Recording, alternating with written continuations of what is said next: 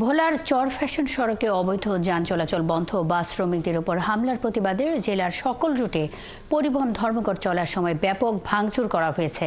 বুধবার সকাল থেকে বাস মালিক সমিতির আহ্বানে এ বাস ধর্মঘট শুরু হয়েছে। এতে করে সাধারণ যাত্রীরা পড়েছেন চরম দুর্ভোগে। এ নিয়ে কথা বলতে আমাদের সাথে যোগ দিচ্ছেন সহকর্মী কামরুল ইসলাম। কামরুল, এই যে প্রথমে ধর্মঘট তারপরে সংঘর্ষ, এতে করে সাধারণ যাত্রীরা কি পরিমাণ দুর্ভোগে পড়েছে জানতে চাই। সবশেষ কি পরিস্থিতি আপনি দেখছেন? আপনি জানেন যে গতকালকে কিন্তু ভোলাতে আপনার বাস মালিক সমিতি এবং সিএনজি যে শ্রমিকরা রয়েছে তাদের সাথে কিন্তু এই ভোলা মোস্তফা কামাল বাস টার্মিনালে যে জায়গা দখলকে কেন্দ্র করে কিন্তু একটি সংঘর্ষ ঘটনা ঘটেছে।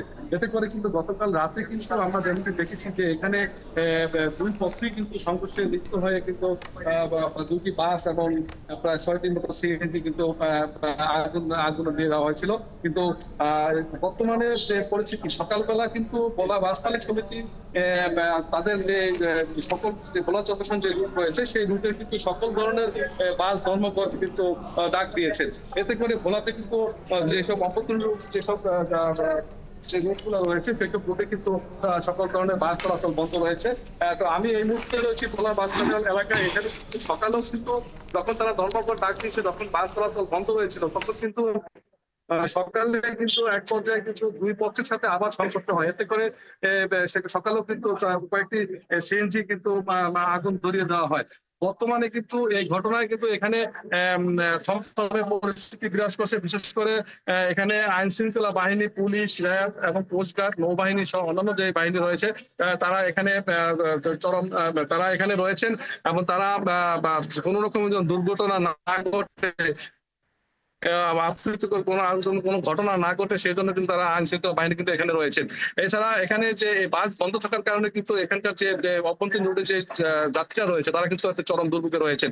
বিশেষ করে আপনি জানেন যে ভোলাতে কিন্তু চলাচলের একটি মাধ্যম কিন্তু হলো ভোলা চরফ্যাশনের এই রুটে কিন্তু ভোলা যে বাস রয়েছে এই বাসের ছাড়া অন্য কোথাও ভাবে চলাচল করা যায় না। বা এখন যাত্রীরা কিন্তু বাধ্য হয়ে যে থ্রি হুইলারের জন্য তারা ভোলা বাস মালিক সমিতি যে ধর্মঘটে ডাক দিয়েছে সেই থ্রি হুইলার কিন্তু এখনো চলছে।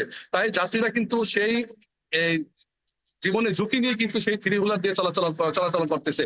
তবে আমি এ ব্যাপারে জেলা প্রশাসনের সাথে কথা বলেছি, তিনি আমাদেরকে জানিয়েছেন তারা দুই পক্ষকে নিয়েই তারা একটি সমঝোতার জন্য একটি বৈঠক করবেন। এবং কিছুক্ষণ আগেও আমি জেলা প্রশাসনের কথা বলেছি, তিনি বলেছেন দুপক্ষই ডাকা হয়েছে, তারা আশা করছেন যে আজকের ভিতরেই কিন্তু একটি সমাধানের প্রক্রিয়া হয়ে যাবে বলে। নিশ্চয়ই এই সমস্যার সমাধানে যথাযথ ব্যবস্থা নেবেন। সঙ্গেই থাকবেন কামরুল ইসলাম।